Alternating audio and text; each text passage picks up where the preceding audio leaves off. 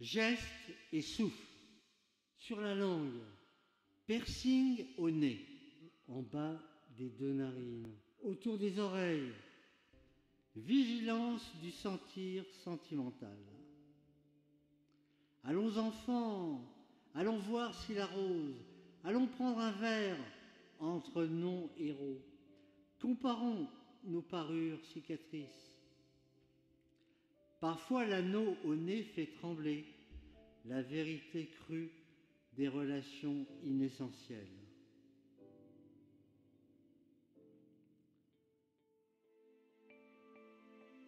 Et aussi, si le piercing est sur la narine droite, cela indique des soucis dans la décision.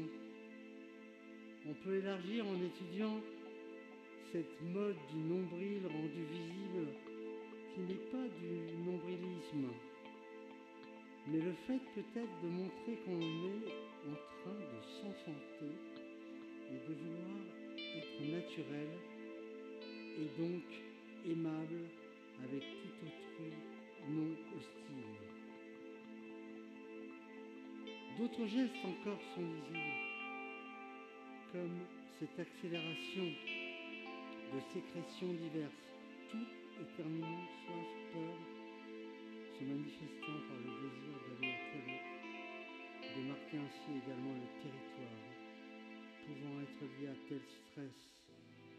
Et cela peut ouvrir également à une lecture soulignant, ne serait-ce que par exemple, le manque d'air, la sensation d'étouffer, la nervosité, la triste angoisse, tout cela pouvant être lié à la manière dont le souffle s'organise.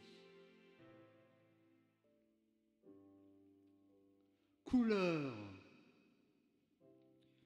Bleu pâle, afficher sur soi un bout de ciel heureux. Cela peut dépendre en écharpe ou tapageur. En pull, cela plie et tangue en ombre tellement mieux. En robe ou en chemise, on range avec soin les rieurs. Bleu foncé, carbone, il brûle et sépare. Il protège aussi. Le porter signifie « je suis un peu le ciel là et l'océan ici ».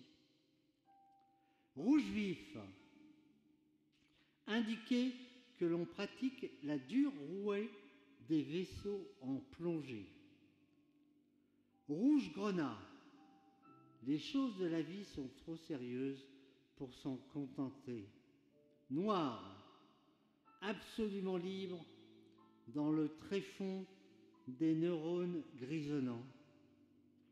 Gris, passé inaperçu dans la nuée froide des destins foisonnants. Jaune, ici Londres, le foie parle et tonne, c'est haut le cœur. Orange, soleil, soleil, soleil, une impression de rêveur. Vert pâle, de la nature, mais en sourdine, carbone. Vert bouteille, dans la saveur chlorophylle des hormones. Nîmes quitta toutes ces pré-images de synthèse en s'enfonçant dans l'ancien ventre de Paris.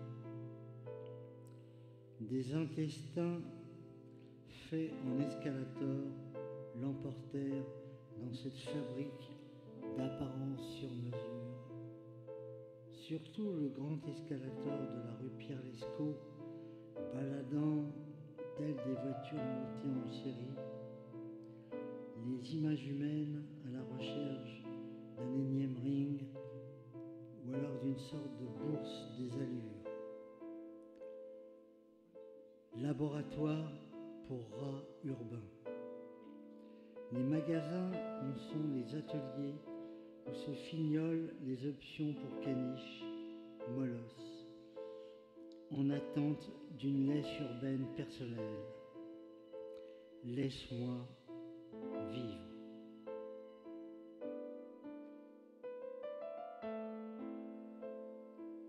Je ne suis pas beau, Je ne suis pas beau. Ce sont eux qui sont beaux. J'ai eu tort. Oh, comme je voudrais être comme eux. Je n'ai pas de cornes, hélas, que ces lèvres front plat.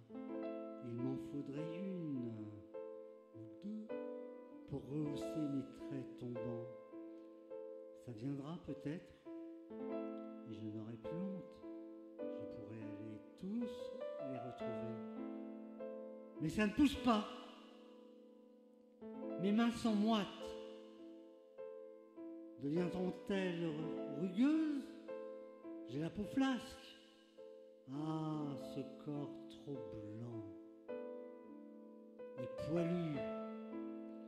Comme je voudrais avoir une peau dure et cette magnifique couleur d'un vert sombre, une nudité décente, sans poils, comme la leur.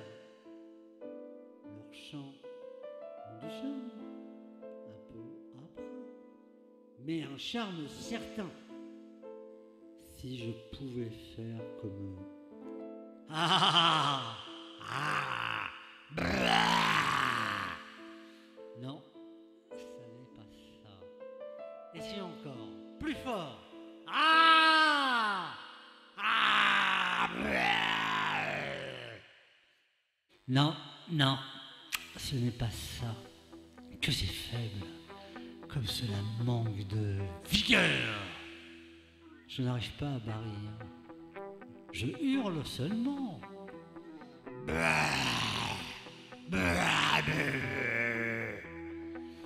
Les hurlements ne sont pas des barrissements. Comme j'ai mauvaise conscience. J'aurais dû les suivre à temps. Trop tard maintenant.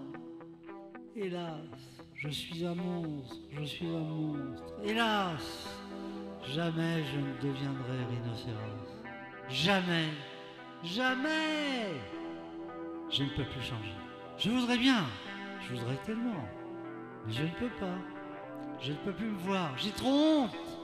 Comme je suis laid.